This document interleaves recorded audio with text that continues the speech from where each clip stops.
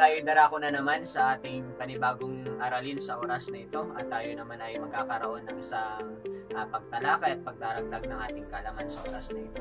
Ang ating paksang aralin ay patungkol sa tinatawag nating mga tungkulin ng wika. Ano nga ba ang tungkulin ng wika o gamit nito at anong kahalagahan nito ng isang wika? Alam nyo ba na sa ating pakikipagkalastasan o sa ating komunikasyon na nagaganap ay meron tayong mga wikang ginagamit o iba't ibang wika ang ating ginagamit sa ating pakikipagkomunikasyon. Iba't ibang tungkulin nito sa ating pagpapahayag at sa ating pagtanggap ng mga impormasyon na ating ginagamit sa pang-araw-araw nating pakikipagkalastasan. Alam nyo ba na ang wika ay meron siyang tinatawag nating gamit at tungkulin ng wika. Ang wika ay may iba't iba siyang kahalagahan at tungkulin. Sa paksang ito ay ating tatalakayin ang ilan sa mga tungkulin at gamit ng wika. At ating nga itong isa-isahin. Meron tayong 7 tungkulin ng wika na tinatawag natin.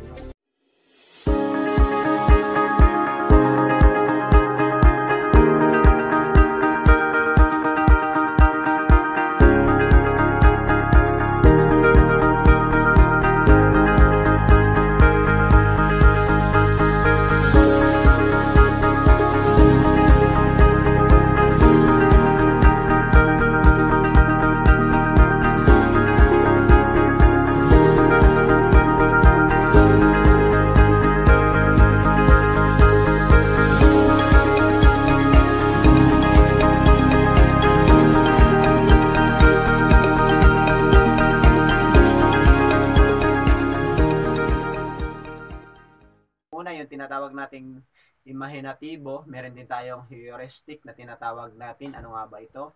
Yung instrumental, regulatory, interactional, personal, at yung tinatawag nating representational na tinatawag natin. Yung mga lahat ng yan ay ating tatalakayin at bibigyan natin ng pagpapaliwanag sa ating discussion sa oras na ito. Simulan natin sa una nating tungkulin ng wika. Meron tayong tinatawag na instrumental.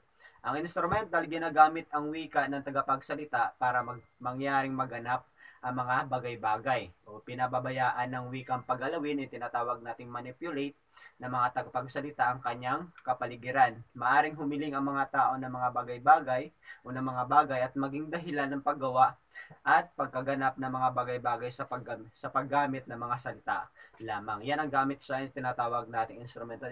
Sa instrumental, ginagamit dito ang wika na upang makuha ng tagapagsalita ang kanyang kinakailangan. Parang katulad lamang yan ng material o serbisyo na tinatawag natin. Ibig sabihin sa kanyang pakikipagkomunikasyon, yung tanging layunin niya, yung wika na gagamitin niya yung wika upang makuha niya yung kanyang talagang kailangan. So yun ang paraan ng karamihan na ginagawa ng mga tao sa pakikipagkomunikasyon. Tingnan pa natin ang ilang pagpapaliwanag.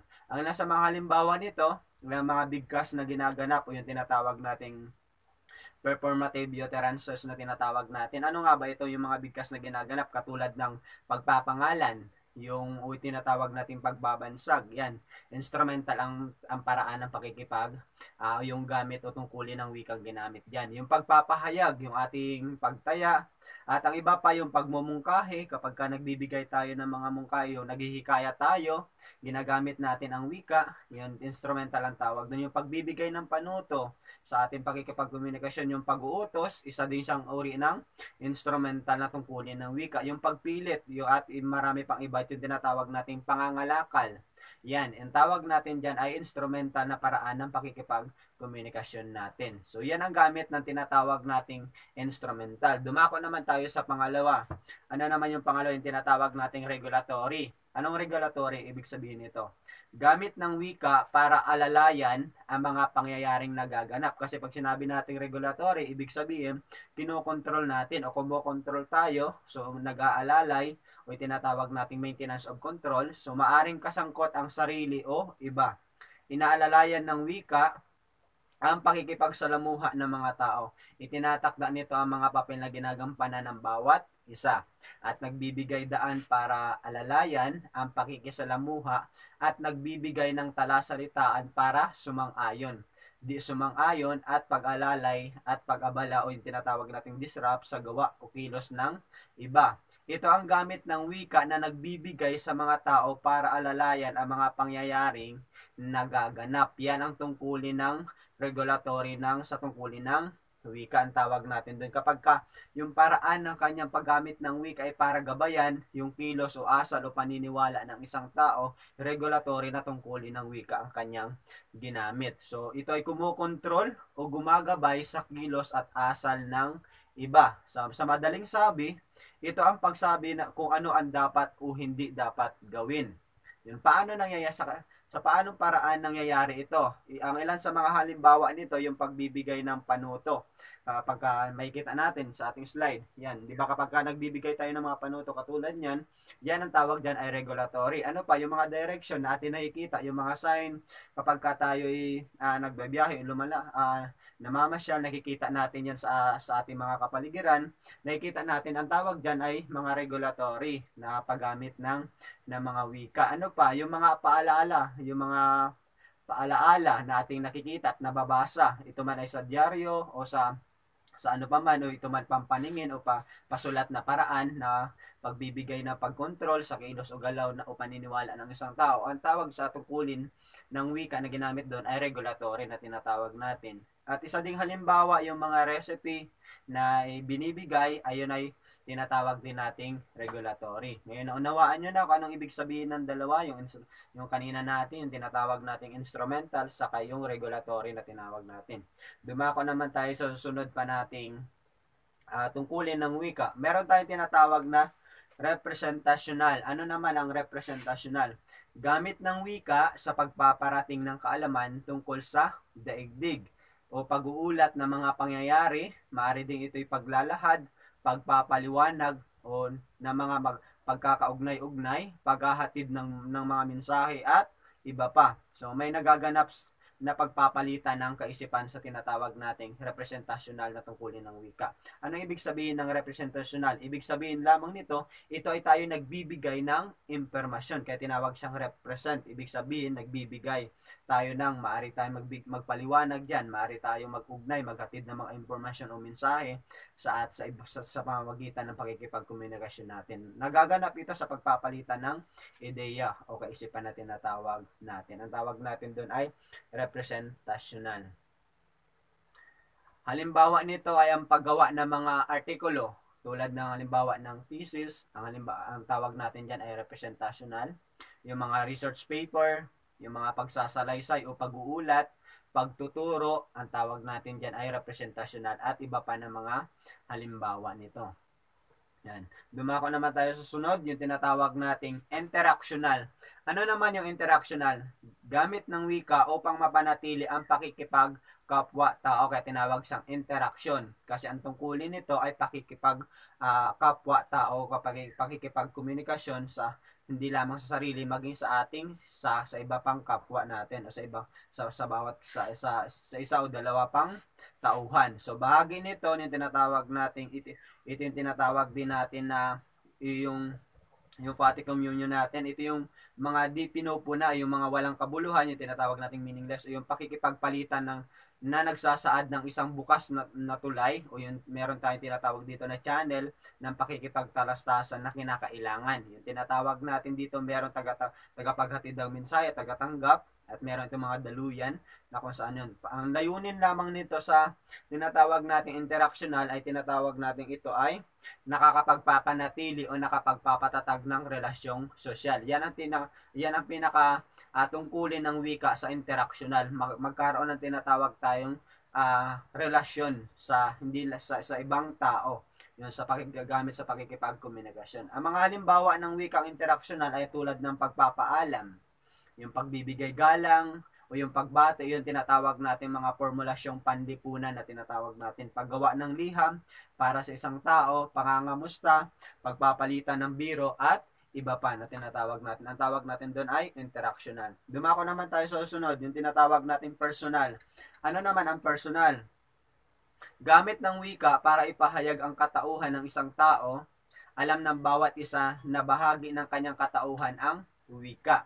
So binibigyan din ang wika ang bawat tao ng paraan ng pagpapahayag ng damdamin, maging ito ay sa anyo ng mga padamdam, pagrerekomenda, pagmumura o sa pamamagitan ng maingat na pagpili ng salita.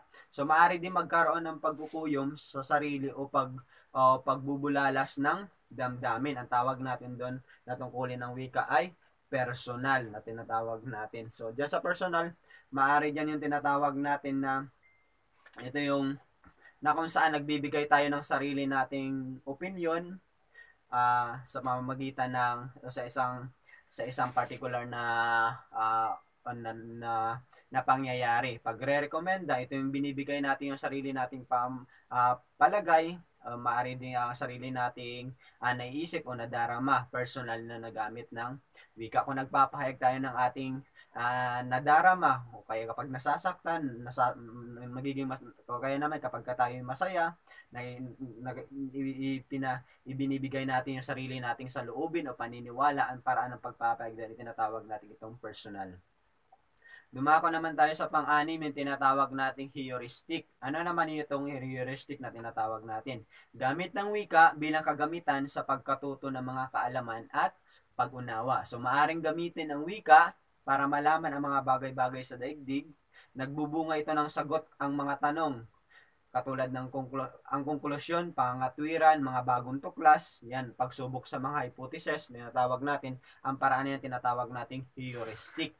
Ngayon, class, kapag tinawag natin itong heuristic, dito nangyayari yung mga halimbawa nito, yung pagtatanong sa isang guro tungkol sa paksang hindi mo maintindihan. Sa heuristic, dito nangyayari yung tinatawag nating paghahanap ng kaalaman o yung tinatawag natin dito nagkakaroon tayo ng kaalaman o pagtanggap ng mga bagong impormasyon kaya tinawag siyang heuristic. Kung doon kanina sa ating yung tinatawag nating yung kanina natin, yung representational ay nagbibigay tayo, nagpapaliwanag tayo, nagbibigay tayo ng impormasyon. Dito naman sa heuristic na tinatawag natin, tayo dito yung naghahanap ng impormasyon o tinatawag natin nagkakaroon tayo dito ng pagkatuto o kaalaman at pag-unawa na tinatawag natin. Halimbawa na lang yung kanina sa pagtatanong ng isang guro tungkol sa paksang hindi mo maintindihan. Kapag ang isang mag-aaral ay nagtanong sa kanyang guro at magbibigay ng paliwanag ang isang guro tungkol doon sa hindi maunawaan ng isang mag-aaral, nagkakaroon ito ng tinatawag nating kaalaman o paglilinaw doon sa isang aralin na tinalakay. Kung kaya't nagkakaroon ng mag-aaral ng kaalaman. So tinatawag natin itong paraan ng pakikipagkomunikasyon, ang tawag doon ay heuristic sa tungkulin ng wika. Yung pagdalo sa isang seminar, kapag merong seminar, di ba, ang pinakalayunin nito ay magkaroon ng kaalaman tungkol sa mga bagay-bagay o gabayan ang isang tao tungkol dun sa isang paksang tinatalakay. Yung pagtatanong, bakit tayo nagtatanong, ang pinakalayunin natin para makakuha tayo ng kaalaman. Yung panunood ng mga balita, para maging sa ganun magkaroon tayo ng kaalaman tungkol sa kaganapan sa mga bagay-bagay sa paligid, yung pananaliksik at iba pang mga bagay. Ang paraan ng tungkulin ng wika, tinatawag natin itong heuristic. Dumako naman tayo sa panghuli, yung tinatawag nating imahinatibo. Ano naman yung imahinatibo na tinatawag natin? Gamit ng wika sa pagbuo ng isang sistema ng haraya, maging ang mga akdang pampanitikan. Pag sinabi nating haraya, ito yung mga malalalim na salita. Ito yung mga salitang tayutay, ito yung mga maaring salitang hindi kaagaran natin makukuha ang ibig ipahiwatig maliban na malaman natin na pag-aralan ang totoong kahulugan nito. Yung pampanitikan, sistema ng pampilosopiya o huwarang pangarap. Madalas itong ikinikwento sa paraang pagsusulat o pagsasalita ng produkto. Tinatawag natin itong imahinatibo. Ngayon, para mas maunawaan pa natin, tumungo tayo sa ilang halimbawa. Ang halimbawa nito yung pagsasalaysay, yung paglalarawan sa paraang masining na paglalarawan, yung pagsulat ng mga akdang pampanitikan, katulad ng pagtula, paggawa ng tula, ayan, pag-awit, yung pagkukwento, at marami pang iba. Kaya itinawag itong imahinatibo. Kasi sa imahinatibo, dito nangyayari yung tinatawag yung paraan ng paglalahad natin o pagpapahayag natin ay pa sa paraang malikhain na paraan ng pagpapahayag. Tinatawag nating masining na pagpapahayag. So, ang gamit o tungkulin ng wika dyan ay tinatawag nating itong imahinatibo na tinatawag natin. So, hanggang dito na lamang. Sana'y naunawaan nyo yung tinatawag nating mga gamit at tungkulin ng wika. Balik-aralan Mabalikan nga muna natin yung ating tinalakay. Ano nga yung mga tungkulin ng wika? Meron tayong imahinatibo, yung meron din tayong heuristic, regulatory, meron tayong interactional, personal, meron tayong representational, saka instrumental. So naway meron kayong natutunan sa ating